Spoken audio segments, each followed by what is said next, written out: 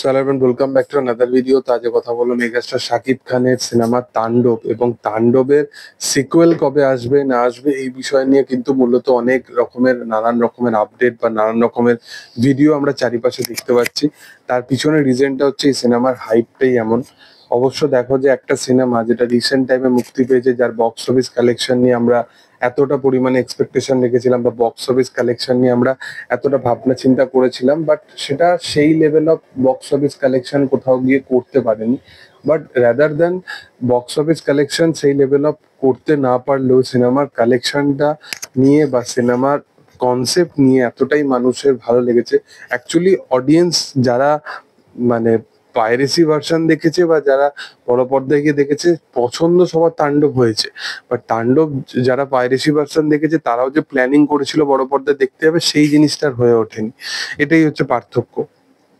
মানে কালেকশন কম মানে এটা নয় যে অডিয়েন্স দেখতে যায়নি, দেখতে পছন্দ না, সেরকম নয়। এক একটা পাইরেসি ভার্সনের ভিউজ যেটা ছিল ইউটিউবে যখন অ্যাভেলেবেল ছিল, তখন লাখ লাখ ভিউজ ছিল। মানে কত অডিয়েন্স দেখে নিয়েছে, কত অডিয়েন্স সেই সিনেমাটাকে কনজিউম করেছে, সেটা অবশ্যই আমরা জানি। তো মূলত ঠিক আছে, সেটা আলাদা একটা ব্যাপার। তবে যেটা তোমাদেরকে আপডেট দিতে এসেছি সেটা হচ্ছে যে তাণ্ডবের, হ্যাঁ, তাণ্ডব পার্ট 2 এর শুটিং নাকি শেষ হয়ে গেছে। অনেকে এই জিনিসটা বলতে চাইছে যে তাণ্ডব সিনেমার নাকি অলরেডি মানে দুটো পার্ট নাকি শুটিং করে ফেলেছে রায়ান রাফি। তো মূলত বলে রাখি, এটা পুরোটাই একটা রটনা আর কি। কারণটা হচ্ছে এটা কখনো সম্ভবই নয়, কারণ তাণ্ডবের যে স্কেডিউলটাই ছিল সেটা খুবই ছোট্ট একটা স্কেডিউল ছিল। এবং তোমরা জানো যে একটা বাণিজ্যিক সিনেমার প্রপার ভাবেই যদি তোমাকে 2-3 মাসের মধ্যে শুট করে দিতে হয়, তাহলে একটা একটা সিনেমা হওয়া তাও মানে সম্ভব, যেখানে তাদেরকে অনেকটা টাইম নিয়ে শুটিং করতে হবে। যেটা হচ্ছে যে মানে এক একটা শিফটিং ছিল তাদের প্রায় 18 ঘন্টা 17 ঘন্টার একটা লং টার্ম ধরে শুটিং হয়েছে। সেখানে তারা একটা পার্টকে তারা শুট করতে শেষ করেছে। তাহলে সেকেন্ড পার্ট কিভাবে, এবং সেকেন্ড পার্টের গল্প আমার মনে হয় না যে কোনো বাংলা সিনেমায় আগেতে থাকতে এত কিছু লেখা থাকবে। যদি ফ্র্যাঞ্চাইজ বেস সিনেমা হয় তাহলে আলাদা ব্যাপার, বাট এখানে ক্যামিও আছে, সিকুয়েল আছে।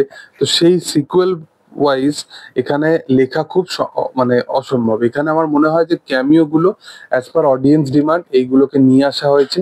পরে রায়ান রাফির মাথায় এসছে এই বিষয়গুলো, সেগুলো সেই অনুযায়ী। বাট এইগুলোর ওপরে প্রপার রাইটিং শুরু করা, সেগুলো এখনো করতে তার টাইম লাগবে। সেগুলো এখনো স্টার্টিংই হয়নি আমার যেটা মনে হয়। দেখার যে এরকম আপকামিং দিনে তাণ্ডব 2 কবে আসে, যেটা নিয়ে অডিয়েন্স এতটা পরিমাণে এক্সাইটেড আছে। তোমাদের কি বক্তব্য বিষয়টা নিয়ে অবশ্যই কমেন্টে জানিও। ভিডিও ভালো লাগলে অবশ্যই লাইক করো, শেয়ার করো, সাবস্ক্রাইব করো চ্যানেলটাকে, পাশে দেখা বেল আইকনটা অবশ্যই প্রেস করে দিও। Thank you all, by.